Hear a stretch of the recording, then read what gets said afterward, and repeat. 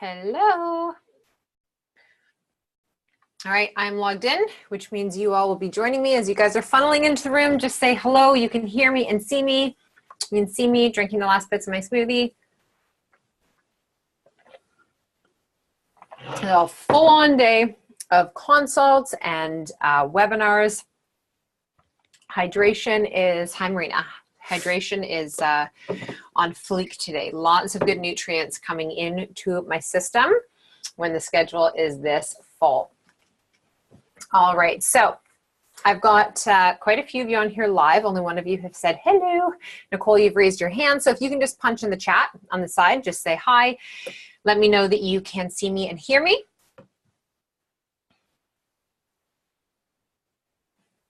And just know too that we have a, there's always about a 60-second delay. Okay. We're good, everyone's good, fantastic. It's always great when there is enough people that can come in. We don't do the 12 o'clock slot often, unless in some groups we've had a lot of people who are like daytime is way better, and then we've shifted it to that.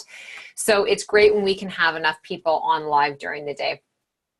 Awesome. Hello, everyone. Okay, fantastic.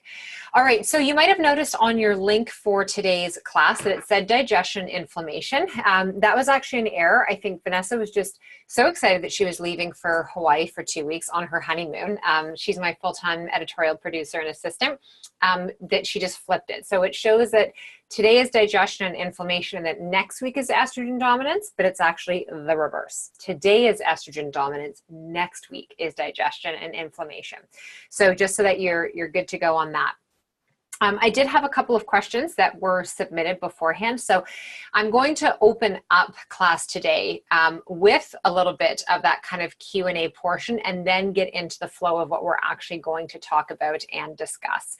So one of the questions that came in was from one of you that said that as a child you were given soy formula exclusively because you were lactose intolerant, which, just so that we are all clear on this, every human being is lactose intolerant. We actually all lose the digestive ability, and some are never born with it, to break down galactose, which is actually the milk sugar within dairy. And then there is whey and casein and albumin that our systems are very sensitive to.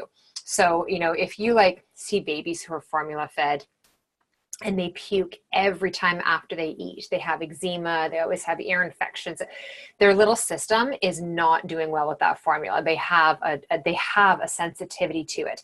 The hard thing is that outside of a soy formula, there's not a lot that's on the market. I actually, for years in my practice, when I was working with a lot of families and a lot of infants, I made my own formula when I was done nursing my children, because I could not find anything that was available. There's a couple of companies. One is called HOLLE, Whole. It's from Germany, and it's non-GMO, and you can get goat-based formula that's much easier on their little systems. But the question for this was, I was on soy formula as a baby, and then I was on the pill from age 17 to 30, and then an IUD from 36 to 46, and was given allergy shots as a preteen for a number of years. Would the soy formula as a baby affect my estrogen levels as an adult, and do allergy shots play a role in this? Okay, so let's compartmentalize that. So yes, definitely having soy on a daily basis, and you know, in a formula base, the soy is not going to be good quality. It just isn't. So that would have had an impact on your levels of estrogen and on your gut health from a very early age. Then going on the birth control pill, this is synthetic hormones. So any of us who were on the birth control pill, I was on it for 7 years, that would have already put a level of systemic estrogen dominance into our body.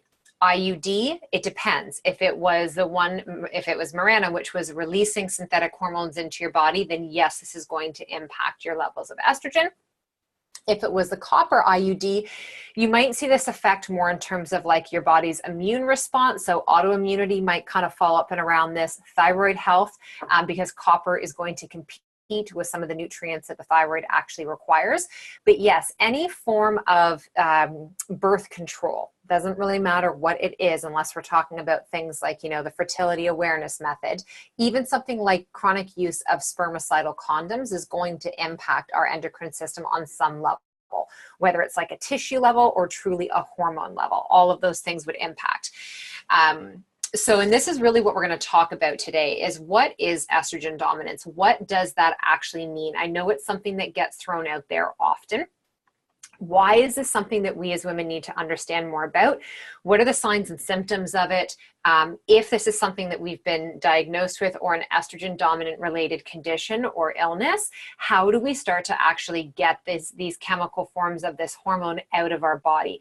So today's class is a big one. You will probably want to go through and listen to this more than once. So here's what I would say to you right now. You have to know how you are as a learner, as a student. If you are the type of person that needs to just sit and listen and take it in, put your pen down, push your notebook off to the side, and just sit and take it in. If you're the kind of person that this is how I learn.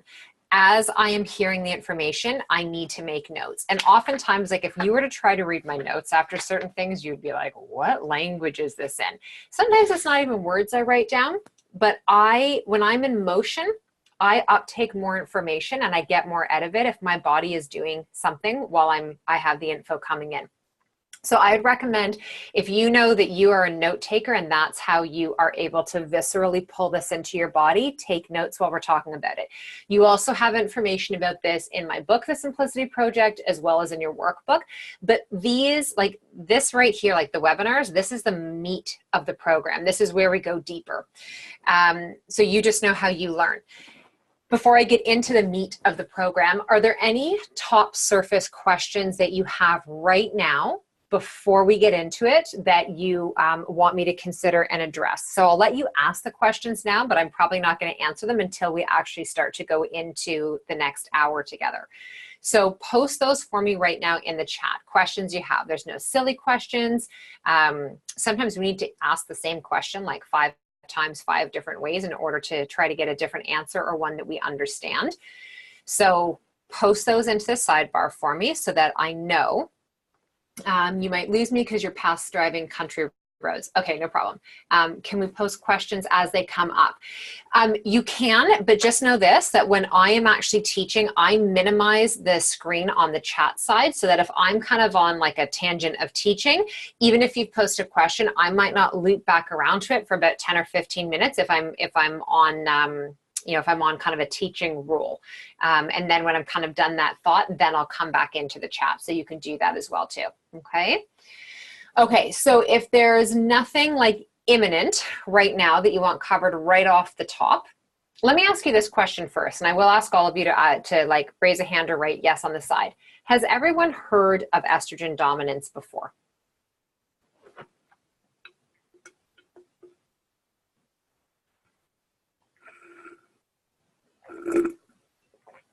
Okay.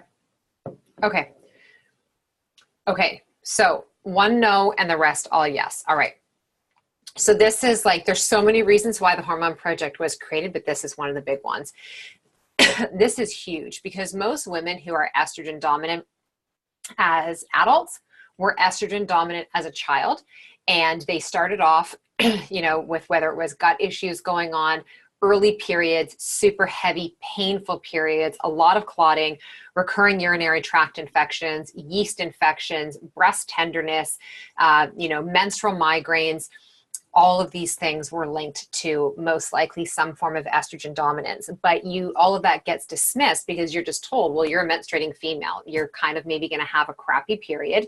And this is what's going to happen for about a week out of every month. And you kind of just have to suck it up. You could take Advil, ibuprofen, Tylenol, days off of school or off of work, and that's just it. Or we can put you on the birth control pill, and that will regulate and control your period. Those are really kind of like the solutions that we're given when these things happen. Not recognizing that really what should be happening is that as a practitioner, if they have a young girl that's coming in who has really painful periods right out of the gates, a lot of cramping, a lot of breast tenderness, these different types of issues that are going on, they're gaining weight really rapidly around that time that puberty is setting in, that this is a time when we need to really be addressing this is a symptom. What's actually the root? What's going on in their little bodies? We need to look at gut health. We need to test and measure their estrogen levels, their progesterone, their testosterone, but nobody is doing that. No one is doing that. I don't know if any of you ever had any of that done for you, or your daughters have been treated that way, where they're doing all this like testing to kind of see what's going on, or digging beneath the surface and asking bigger questions. But from what I know in the women in my life and in my practice, this isn't happening for anyone. So what ends up happening is that you get taught a form of suppression. Ignore it, deal with it, medicate it. And those are really like your roots. And so behind the scenes, like you're just kind of like, oh God, like I'm a girl, this sucks when I get my period every month, but I'm just gonna kind of truck through it, not realizing that this issue could be getting a lot worse behind the scenes. And then we get to a certain age where either we now have like so little iron and B12 stores because we've been just having these heavy periods for so many years. We have no energy. Our moods are all over the place. Our PMS is really exacerbated. Or we go to get pregnant and we have difficulty conceiving, or we can conceive, but we can't maintain a pregnancy and we're having multiple miscarriages. Or you get like this super heavy period that feels like the whole thing comes in 2 days, and then you have no period after that. You're diagnosed with fibroid, cyst, endometriosis. So estrogen dominance is at the root of a lot of these issues. So that's where I want to start today, is talking to you about what it is and what are the classic signs and symptoms. A lot of times with women, we get told we're estrogen dominant, and sometimes from the outside it can look and appear that way. But when we actually do proper blood work, or sometimes salivary testing work and things like the Dutch hormone paneling, we recognize that perhaps it's not the estrogen that's too high, perhaps it's the male hormones, the androgens.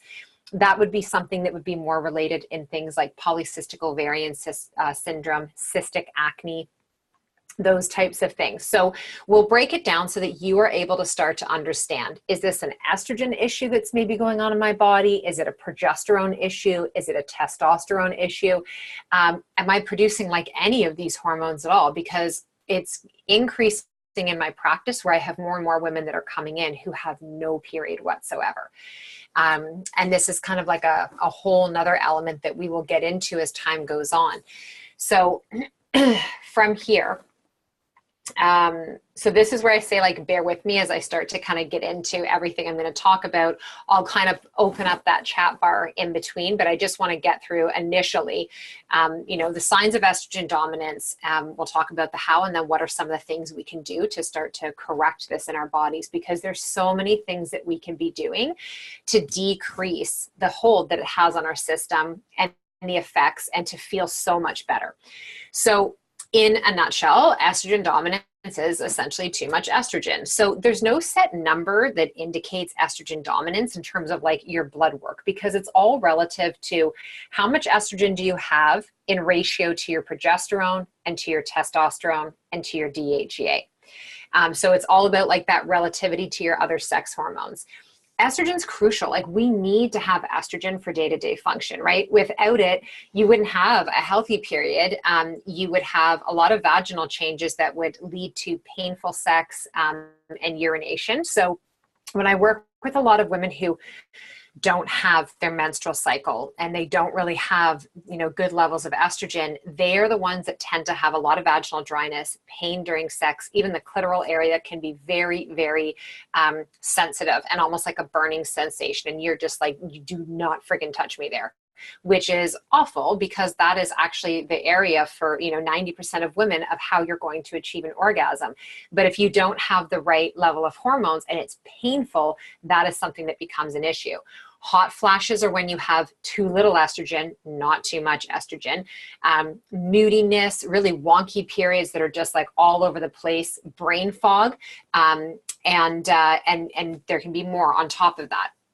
When you have too much estrogen, it absolutely wreaks havoc on our whole body, right? It causes things from chronic fatigue and anxiety.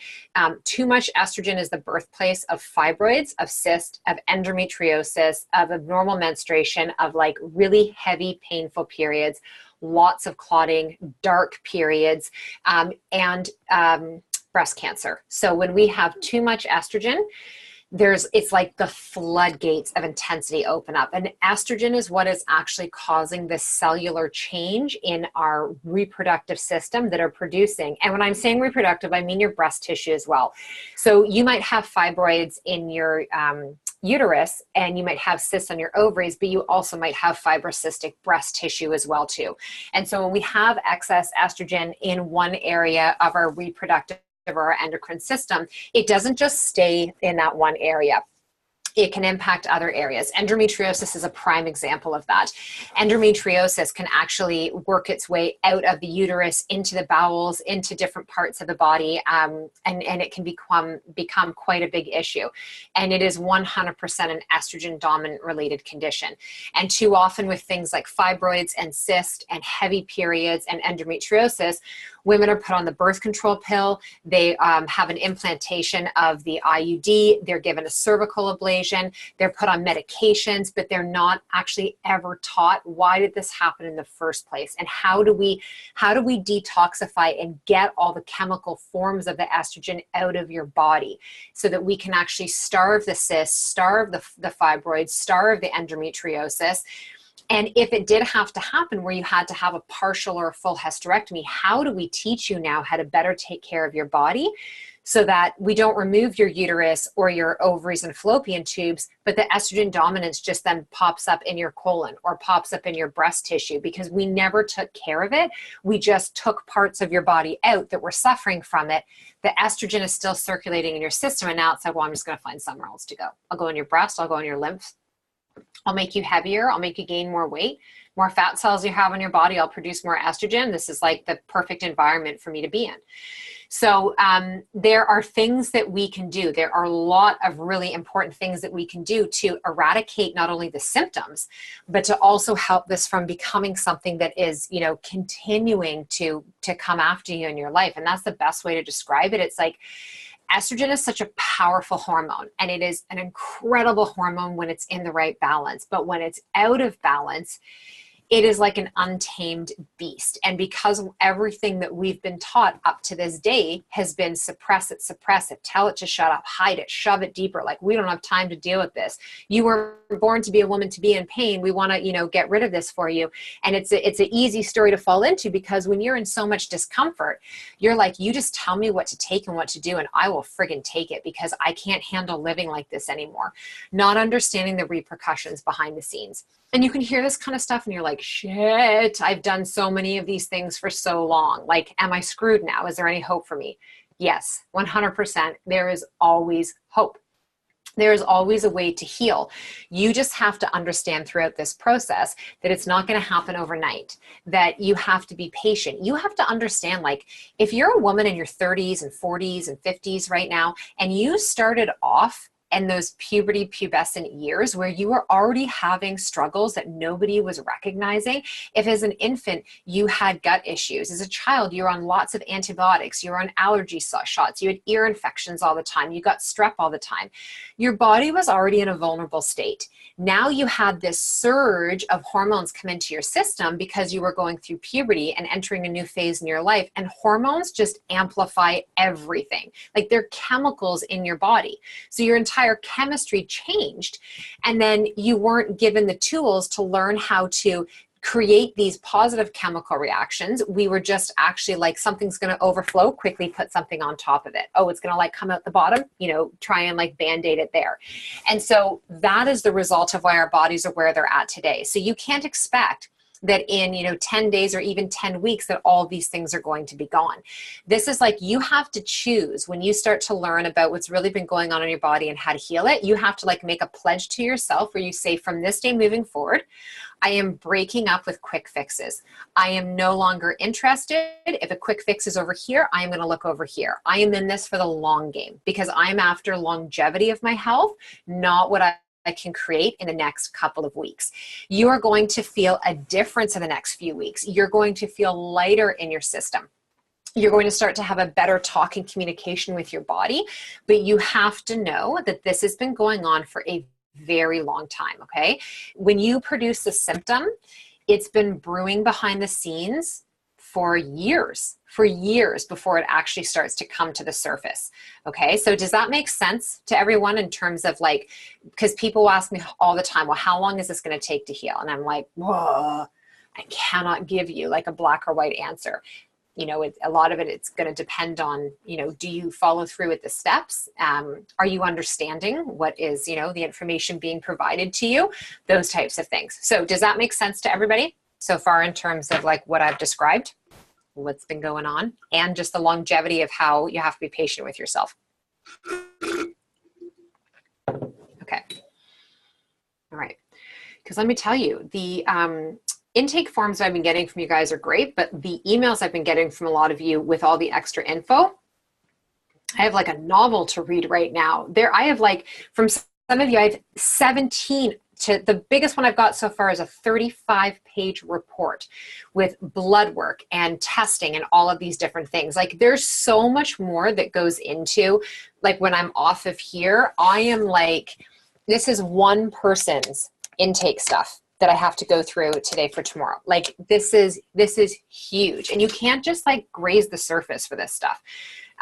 So I just want you to understand the totality of everything that we're looking at so that you can like slow your roll and be kinder to yourself in the expectations that you put on your body. Okay, so let's move forward into this. All right, so here's the thing with our bodies as women is like female issues in our system, they tend to come in groups. So very rarely is there just one issue that kind of crops up on its own. Like, you know, I only have digestive issues. Well, usually if you have digestive issues, then you'll also have skin issues. You know, oh, I only have my hair's falling out. Well, typically if your hair's falling out on your head, it's growing somewhere else on your body, and you probably have low energy. That might be something like that. And your nails probably aren't healthy as well too. If you have fibrocystic breast, then you most likely have early onset of endometriosis or fibroids in the uterus or cysts on the ovaries. So it's usually never one thing that's happening on its own, because our whole body is connected. Every system is connected and talking to one another as well too. When these estrogen levels are really, really high, let me actually kind of give you the symptom thing first of what your low estrogen would look like. So low estrogen would be, like I said, having the things like the vaginal changes, the hot flashes. This is what a lot of the things that women who are going through menopause complain about. Can't sleep at night, so they have insomnia. Their mood is all over the place. They are forgetting everything. They have brain fog all the time. The vaginal dryness, skin overall just drying out. Bowels might be starting to change. They're gaining weight around the waistline. These can be low estrogen symptoms, okay? So we need to have a healthy source of estrogen, all three of the estrogens that we produce, but too much of a good thing. It causes biological changes that can cause a lot of different symptoms that we are not trying to strive for. So exacerbated PMS would be one of the high symptoms. Weight gain around the hips and the thighs and the lower midsection. So we tend to gain weight in different ways as women. We'll either gain it like puffiness in our face, in our arms, like our tricep area, in around the chest and the bra strap area, and kind of the upper torso, or we'll gain it like lower aspect of the abdomen, all in our hips, our butt, our thighs, and our glutes. The other thing that you might notice is that your breast tissue changes. So maybe it's not even fibrocystic, but you find like it's denser. Your breast tissue is harder now. Maybe you do have those fibroids or the endometriosis. Your menstruation is changing. So you might have, you know, a 24 or 25-day cycle one month, but then the next month you get like 2 periods. You get a period when you would be ovulating, and then you get a period when you would have your normal period. You can have like big stretches of time, or maybe you have a 35-day cycle and then you have a 22-day cycle. So there's no rhyme or reason. You're just kind of like, might as well close my eyes and just like throw a dart on one of the dates in the calendar, because I have no idea when my body decides it feels like dropping a period into my life. If you have that kind of abnormal flow, the hormones are predicating that, but stress is a huge role in this, like massive. Fatigue is big. So you'll be tired, and it doesn't even really matter how much sleep you feel like you're getting. You just can't get your ass out of bed. That's a high level estrogen symptom. Depression. Oh, my dog. Depression, no sex drive. And this is like when you have the low levels of estrogen, what's so frustrating about the no sex drive is you can look at your partner and just be like, I love you. Like I do. I generally love you. I'm attracted to you. Like I want to be with you. But when push comes to shove, you're just like, I got nothing. And the reason is, it's not that you might not even be stimulated down in the vaginal area or the clitoral area. It's like it has to happen up here first.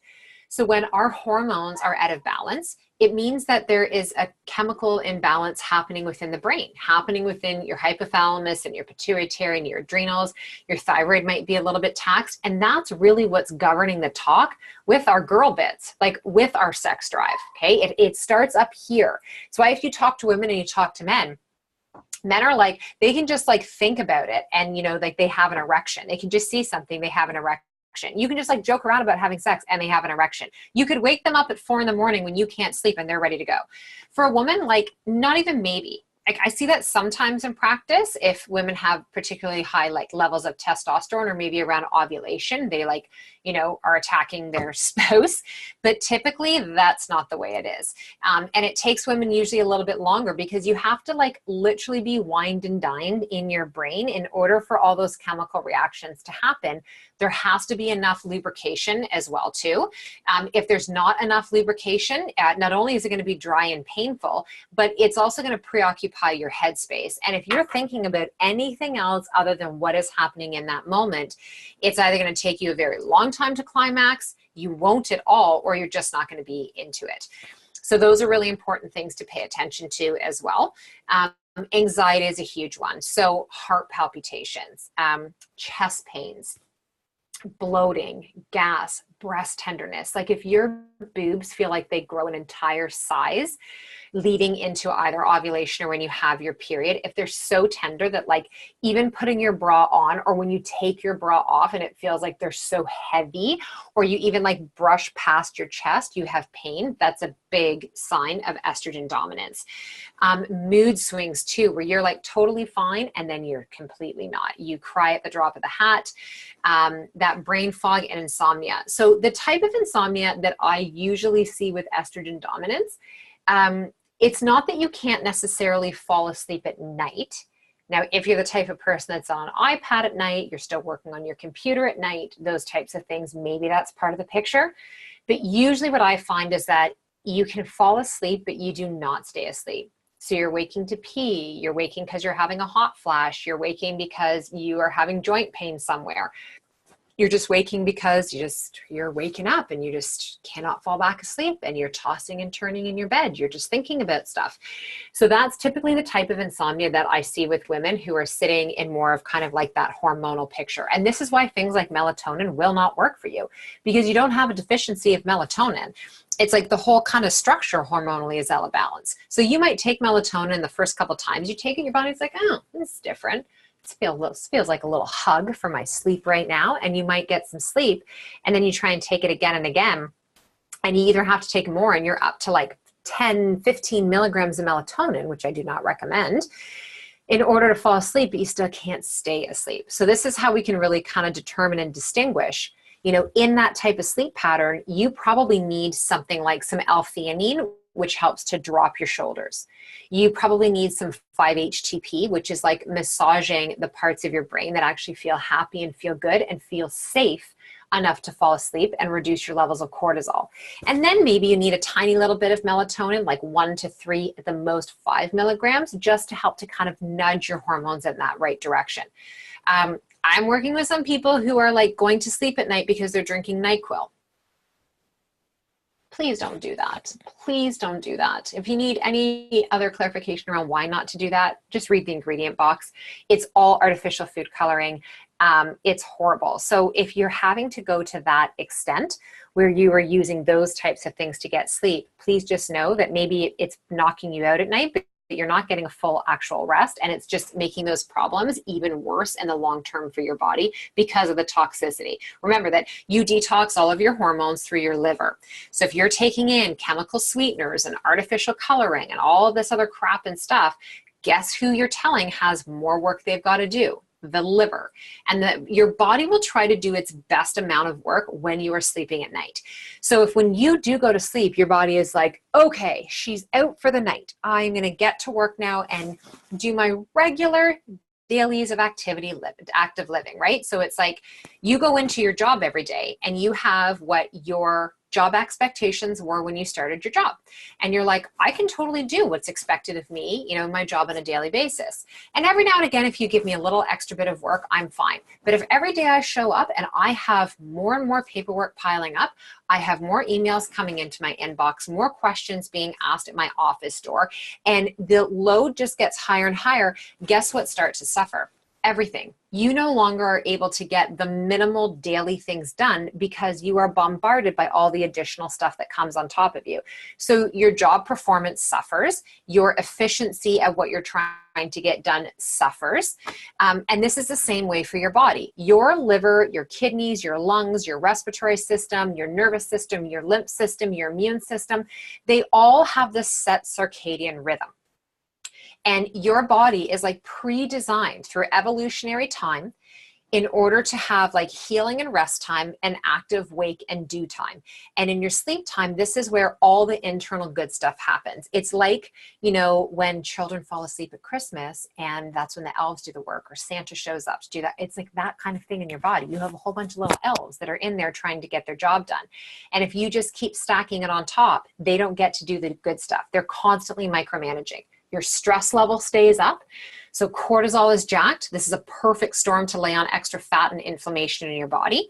The more fat that you have on your body, you produce more estrogen. So not only is it your ovaries and your adrenals and the toxins that are coming in from the environment, but we're becoming estrogen dominant because we are an estrogen producing powerhouse based on the unhealthy ways that we are showing up and living in our life. And so what does that look like? What does that even mean? It can mean that you have a diet that's really processed, right? Unhealthy food choices, caffeine, which it's like the caffeine, yes, there's an impact on what's going to happen to your adrenals, but coffee itself is estrogenic. So I don't fall into the group or the category that's like, let's make a bulletproof coffee to start your day off. That's like a very like intermittent fasting based way of going. And while I am a supporter of intermittent fasting and I love that, I'm very respectful of the women's bodies that I work with. And when majority of you are showing up with hormone issues, starting your day off with coffee and caffeine, to me, I think is the worst way that we could actually support your body. That's why I prefer things like green tea, dandy blend, different elixirs, even like mushroom-based cordyceps and reishi and those types of things, so that we're actually starting the talk of your body the day off on the right foot, as opposed to jacking you up. It can be from excess sugar, hydrogenated oils. I've been talking with a lot of you, even simple changes, like a lot of you are eating bars that are made by Quaker and Nature Valley. Really crappy companies, really shitty ingredients. Even if we were to change those bars to come from a different company, right? Like Genuine Health or, you know, Nature's Path or whatever it may be, just a better company of better integrity, the communication from the food to your body and to your cells would change and would take the load off of your system. Getting more vegetables instead of fruit would be a healthier solution when we're trying to balance your blood sugar and try to work at getting some of, this overproduction of insulin and estrogen out of your fat cells. Eating enough fat, getting enough protein in good quality sources. So when things like the paleo diet came out and things like the ketogenic approach came out, everyone jumped on board and was like, I'm going to get to eat my bacon, my steak, my eggs, my meat, all the things that I love, and I'm just going to cut all of my carbohydrates. And while there is benefits to both of those ways of eating, there's also some downsides. And as a woman, if you started to increase the amount of protein you were getting through animal sources, and they were conventionally raised animals, you have to understand that you are what you eat eats. So if the beef that you were eating, the chicken that you were eating, the fish that you are consuming chemicals, hormones, antibiotics, GMO feed, that is coming into your body. And now your body has to work to digest and to break that down and try to manage that. So another simple shift is, if you're going to be having those animal products, buy organic, buy hormone-free, buy grass-fed, grass-finished. Again, it's like small changes bit by bit that overall you're just starting to lighten the load of what you were putting on your body. And now you're freeing up some of this hormonal space so your body can work with your natural hormones, not all of the outside chemical sources that are coming into your system. So they come into your system through the food that you are eating. They come in through the body care and skincare products that you are using. And you guys have a whole segment with me on skincare and that, where I literally like take you in my bathroom, my makeup bag, my shower, like not really, like I'm not in the shower, but I bring everything out and show it all to you. You already have in your workbook lists that you can download. Now, the companies I talk about, there's a whole chapter in my book, The Simplicity Project. Like, these are the things that we oftentimes are like, oh, whatever, like it's just some lip liner, it's just my concealer, my foundation, it's my deodorant, like it's just my tampon. How is that a big deal? You see, the thing is that when you eat food, it goes in and it has to actually be broken down, and the stomach has to break it down before it gets to where it's going to want to go. So we can slow down how quickly chemicals get into our body, and we might even actually be able to create a roadblock. In your skin, no. As soon as you put it on, it goes directly into your bloodstream. It goes directly into your lymphatic system. It gets directly into your body and now can start to change the chemistry. So when we are dealing with estrogen dominant conditions, when we have, these like major swings of hormones, what you are putting on your skin, this is your largest organ that is digesting all day long. We don't think about that because we don't see teeth, right? We're not like, what do you mean they're digesting? Your pores are your teeth.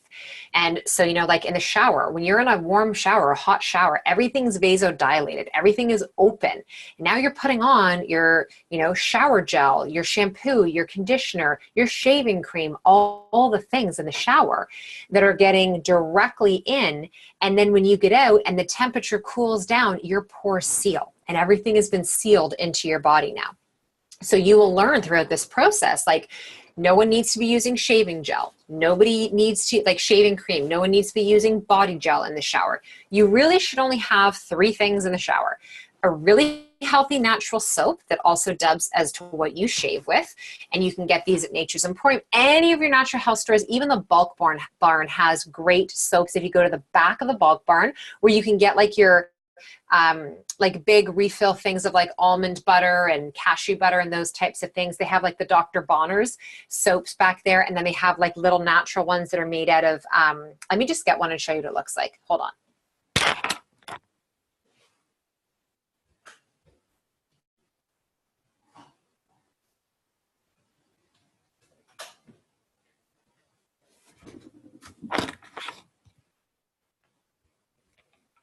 This is the great thing of my office being next to my bathroom. So it's just like a regular bar of soap like this, right? Like this is a evening primrose oil bar of soap. And so this is what I shave with. I also don't wash my skin. I wash my bits, but you don't need to wash your skin for a couple of reasons. Number one, all the bacteria that's on your skin is part of your microbiome. This is helping to support your bowels. And remember that when we are trying to detox chemical forms of hormones like estrogen out, if you're constipated, we got a problem. Because that means that if you are detoxing from the top down, now all those toxins start to move towards the exit path and get out of your system via your sweat, your urine, and your poop, and you don't poop regularly, you retox. It's called autotoxicity. So all of that goes back up into the rest of your body, and now you feel like even worse. And this is what happens with a lot of women, is they hear, okay, I'm going to go to the store and I'm going to buy a supplement. So it could be something like Estro Smart or Estro Sense or Sulforafame, Indol 3-Carbinol Dim. I'm going to go to the store and I'm going to buy a supplement that is going to get rid of my excess estrogen. It's like, okay, but I don't poop. And if I do poop, I only poop if I drink my coffee, which stimulates my poop to get out, or I have to take a stool softener.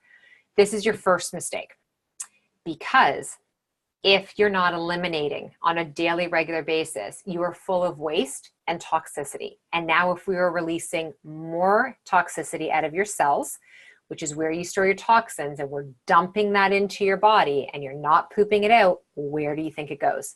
It doesn't just hang out and be like, I'll wait for 3 days until we poop again. It's all good. I'll just sit here and cause no problems.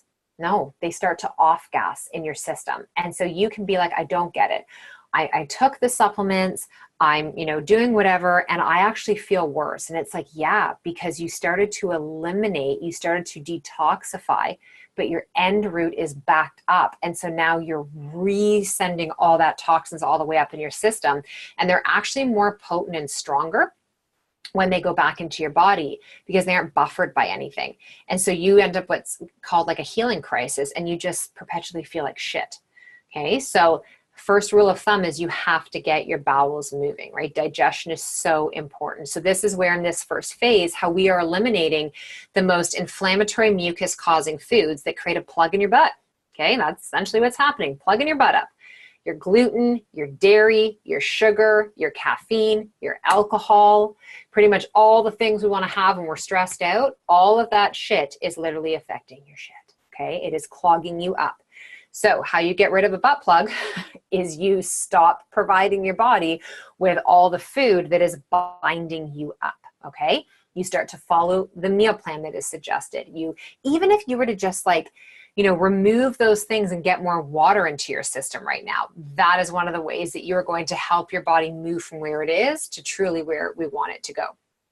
Okay, is this making sense so far? I'm gonna grab a sip of water.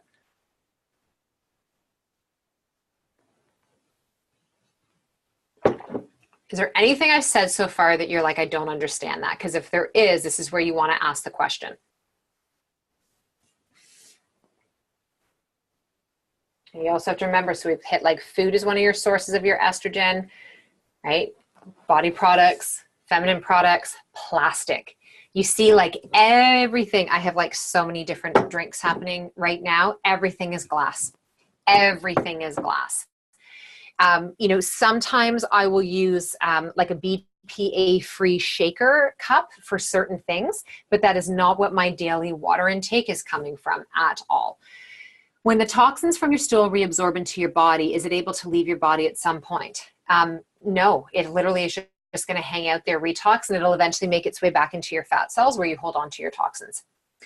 Right? So like only about 2% of our waste moves out through our sweat. So that's why when people are like, do hot yoga, do that kind of, and I'm like, oh my God, you don't even understand. Like, I want you to do yoga. I want you to move your body, but going into a hot room to do your yoga is not going to help your system detoxify anymore. If you really wanted to do something to help, like an infrared sauna would be a beautiful way of helping to penetrate your body on that deep level and layer and help to move some of that toxicity out of your body. Okay, so let's move on. Okay, so, and some of the other main ways. So obviously, if you were ever on any form of hormonal birth control, there would be a rise in the amount of estrogen in your system. And so it kind of creates like the perfect storm for hormonal imbalance, right? Erratic periods, heavy bleeding, they were a result of high estrogen in the first place. Prescribing the pill to treat it, it just stacks more estrogen on top of an already excessive estrogen environment. The other problem too with that is that the hormone birth control pill, and this is the same thing as the IUD, so the Mirena specifically, it also releases synthetic progesterone, which suppresses your body's own ability at producing progesterone. So when we take something like the birth control pill, hormone replacement therapy, sometimes even with bioidenticals, depending on the body that we are talking about, these come into your body and say to your pituitary gland, like that, remember that HPA axis that I was talking about, hypothalamus, pituitary and adrenals, also your ovaries, and they just say like, I don't really care what you thought your job was. You're not doing a very good job at it. I am here on the scene now and I am going to take over. And these chemical hormones actually shut down your body's ability of being able to produce your own. So your adrenals become impacted by it. Your ovaries become impacted. You become extremely mineral deficient in selenium, zinc, sometimes even iodine. Magnesium becomes diminished and your B vitamins become diminished. And so as women, like where we derive much of our energy from is from our B vitamins. Being on the pill and on synthetic hormones for a long period of time will also impact how well you're able to store iron.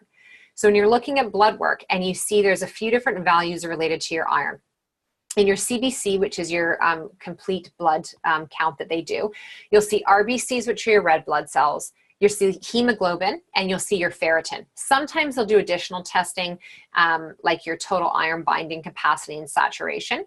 But when we see that these levels are low, like ferritin for most women that I work with is extremely low. And this is something to be concerned about because your ferritin is actually representative of how much iron you store and hold on to. And as women, remember, like we bloodlet every month. You're shedding lining, you're shedding tissue. Like that blood is actually old tissue that is being shedded and coming off out of your system in the form of bleed. If you have a difficult time uptaking the iron and certain minerals that are in foods, if you're not eating any of the foods, like your dark leafy greens and your cruciferous, and you're not getting chlorophyll rich foods, and you don't take things like a greens powder or the juice plus, you're not regularly getting enough iron into your body, those values and levels are going to be low, and your energy is going to be low. You won't be able to uptake and absorb your vitamin B12 as well. Your vitamin D will be impacted. And all of those things really work as part of our hormonal system. So there's no irony when I'm talking to someone who has no energy and all these hormonal issues going on, but then when we look at their blood work, I'm like, okay, B12 low, ferritin low, RBC low, MCH value high, hematocrit high, which is a sign of anemia, vitamin D low. And you just see like, okay, it all makes sense. And then typically in that picture, you'll see there's signs of stress happening in the thyroid. So maybe there's not actually like a thyroid disease or illness happening yet, but there's some yellow flags where the thyroid's like, listen, I need you to pay attention. I need some help from you because this, and this is what's starting to kind of happen behind the scenes. So, the birth control pill, listen, do I have positive things to say about it? I do, because I didn't get pregnant between the ages of 15 and 22 when I was on it and I was sexually active. So am I grateful for it at that period of time? Yes. What I wish for is that there was more education provided to young girls and to women to understand why these issues of higher estrogen or erratic periods are going on in the first place. See, I wasn't put on the pill because I had problems with my period. I was put on the pill because I actually asked to go on it because I knew that I was being sexually active and I wanted to protect myself from getting pregnant. But most women, that's not the reason they're on it. In fact, only about 20 to 30% of women who are on the birth control pill are on it for birth control. Most are put on it to try to control and regulate what's happening either in their cycle or to help control and regulate acne. So that is a much bigger issue. And what my wish is that as many women as possible hop into a program like this and start to actually learn what is normal and what is not that's happening in your body, and how do we solve that problem first before we go and compound the problem by just stacking hormonal birth control on top of it. So if you've been taking this pill and now your body's not producing positive estrogen on its own and you're not producing any progesterone on your own.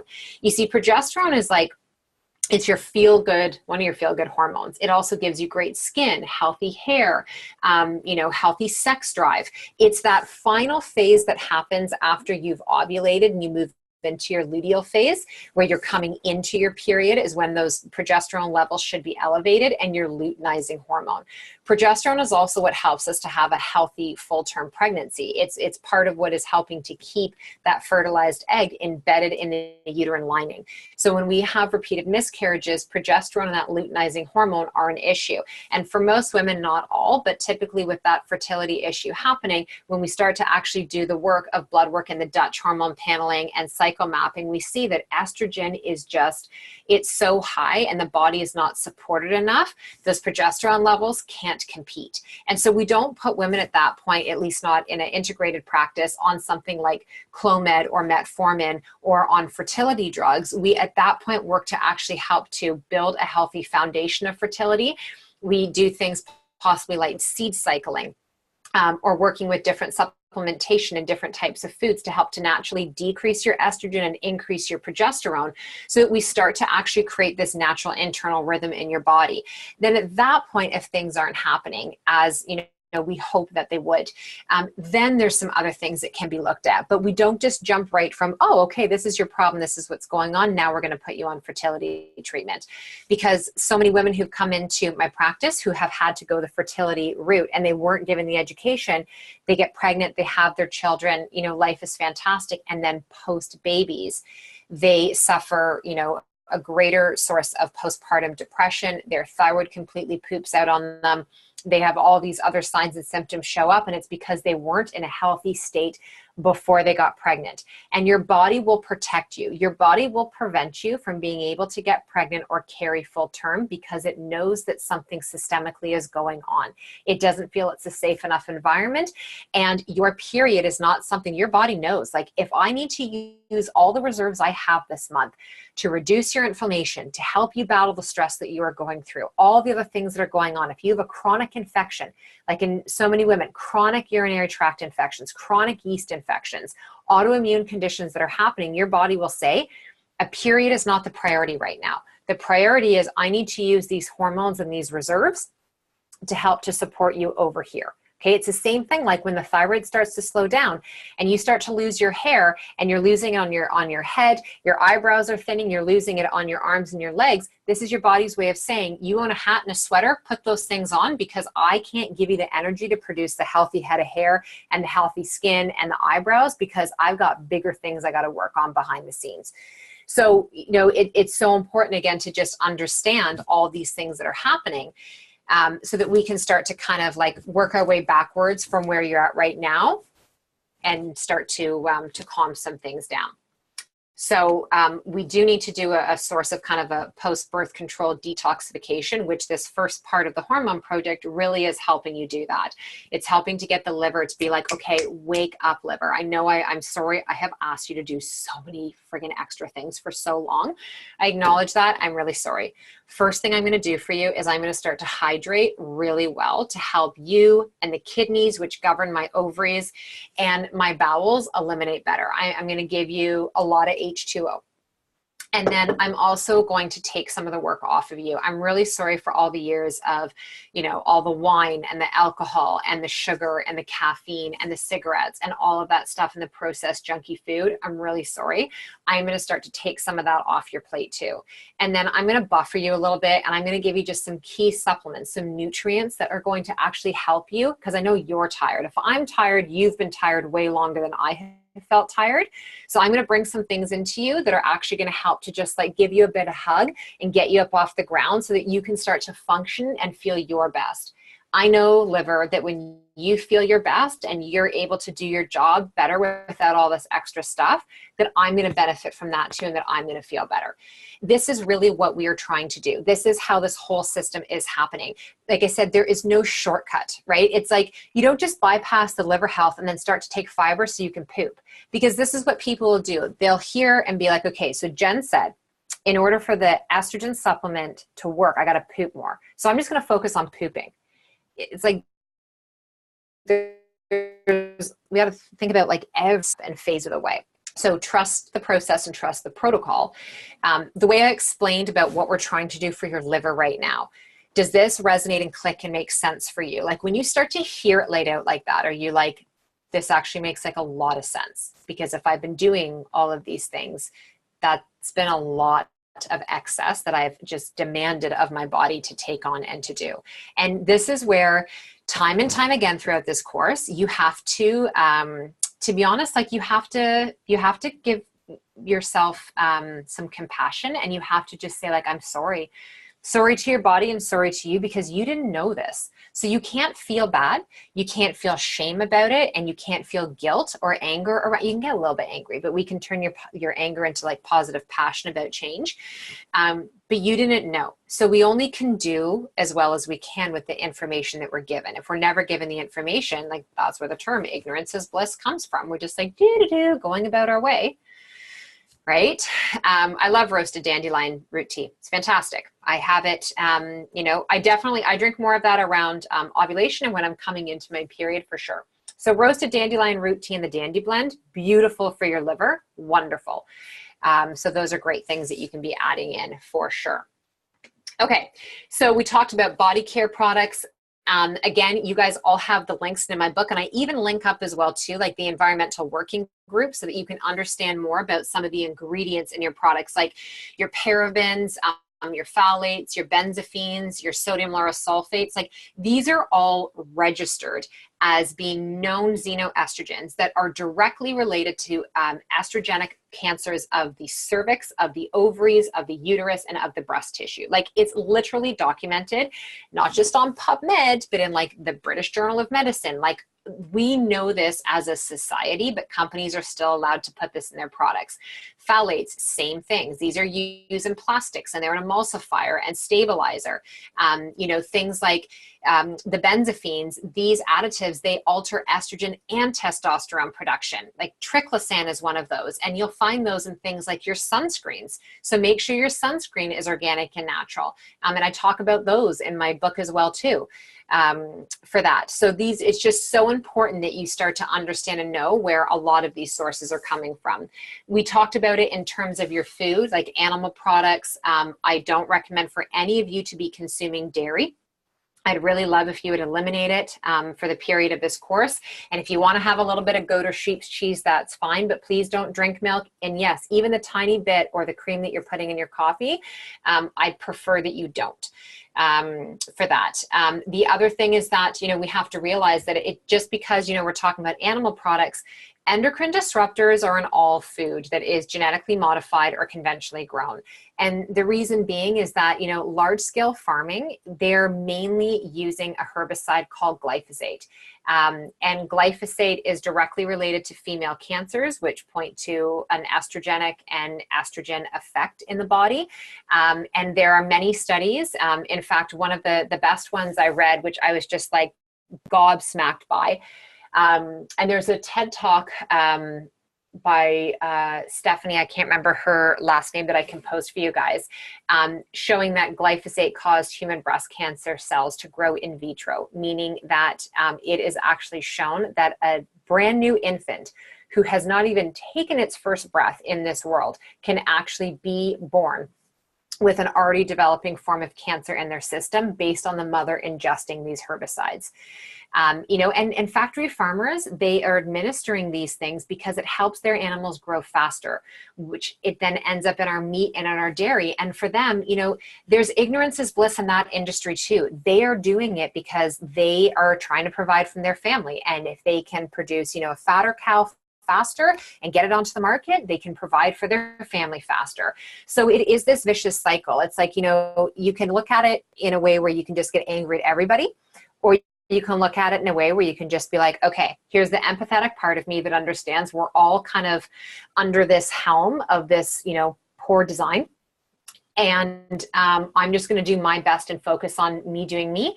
And as a consumer and somebody shopping, I know that I vote every time that I spend dollars in the grocery store. So I'm going to vote with my dollars differently. I'm going to choose this company and this farm versus this one. That's how you really have to approach this. And this is where, you'll learn more about this as we go on. You have to free up your finances for the things that are leaking your energy. So where are you wasting money in your life? Where are the things that just aren't adding any value, where you could free up an extra $50 to $100 a month that can cover the cost now of buying the hormone-free organic meat, the non-dairy milk, the dandy blend instead of the cheap coffee, those types of things. So you have to really kind of sit down and be like, okay, what am I currently working with budget-wise? Where can I shift some things and how can I make this possible for me?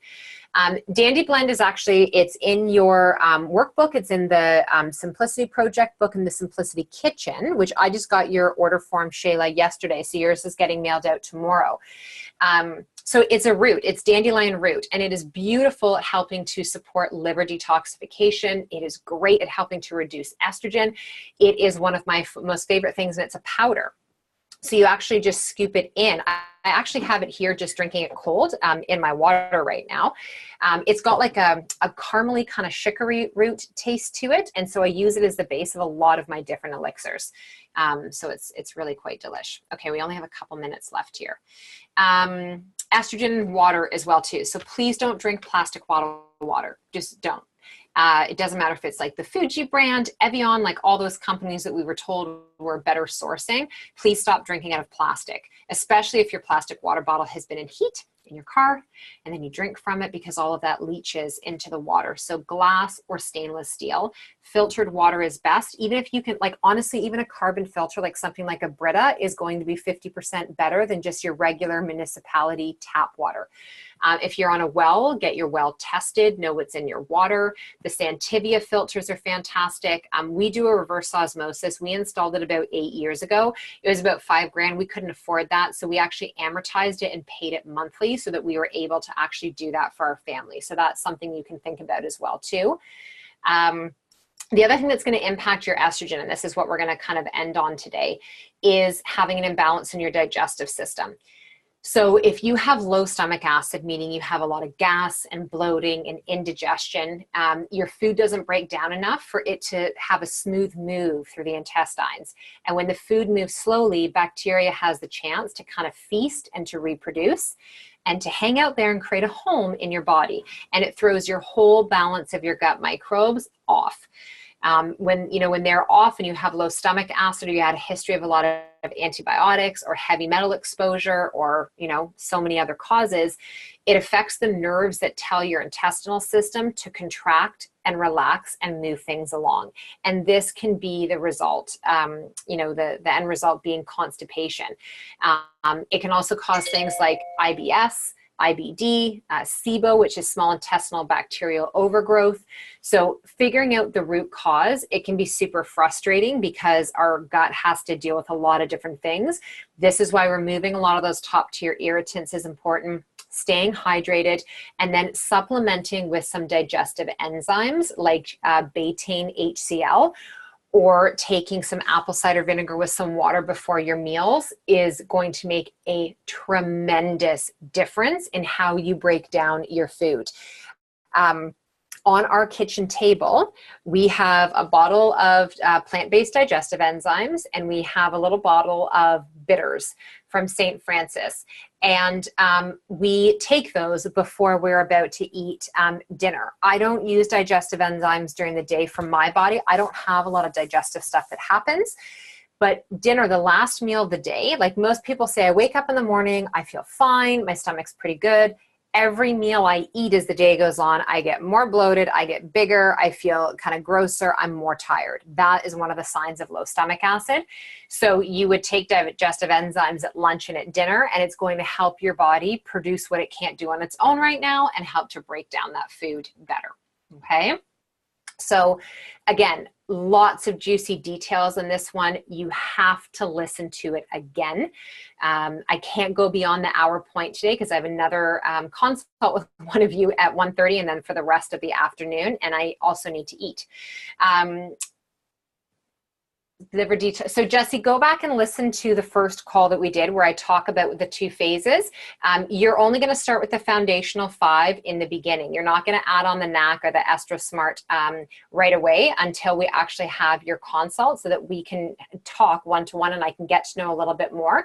So again, there's no rush. Like some of you might be eating the liver detox part of it for a couple of weeks, but not starting the supplements until a little bit after. It is all good. Anything you start to do moving in that direction is going to be a positive thing. So first tier is work at eliminating the triggers. Okay. Second tier is start to hydrate. Third tier is get your foundational 5 in, which reminds me actually, because a couple of you had emailed individually, the Juice Plus that I need to order for all of you, you have to send me a personal message on that so that I can get it out for you, because I will order it and it gets shipped directly to your home.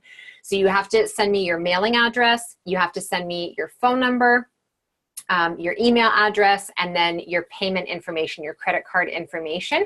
I will put your order through and then send it all to you.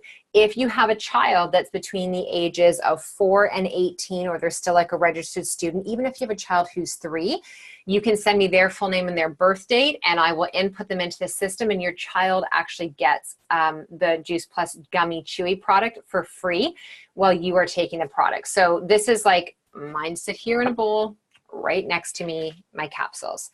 12 years I have been taking these and I will never stop. Both my kids are Juice Plus babies and they will never stop taking it either. This is all GMO, herbicide, glyphosate, organic, beautiful, like so GMO free fruits and veggies and antioxidants in there. And it's food. It is food. So it doesn't matter what time of day you take it, it is food that your body is going to get. Every day for our JP. Yep, me too, Nicole. No, Shayla, you can order for me. I ship and distribute in 26 different countries. So I just actually go on to the US office from where I am. I put your input in and do it that way. So you're totally good to go. So I have orders going in today and on Friday. So you can just let me know that. Send me an email to jen@jenpike.com and then I can get that all set up for you. Okay. All right, ladies, have a fantastic rest of your day. any additional questions that come up from this, please head over to our private group on Facebook, post your questions there, and I'll be sure to get an answer out to you. Have a good rest of your day, and I will see you guys all on Monday night at 7:30, all about digestion and inflammation. You're welcome, Shayla. Take care, everyone.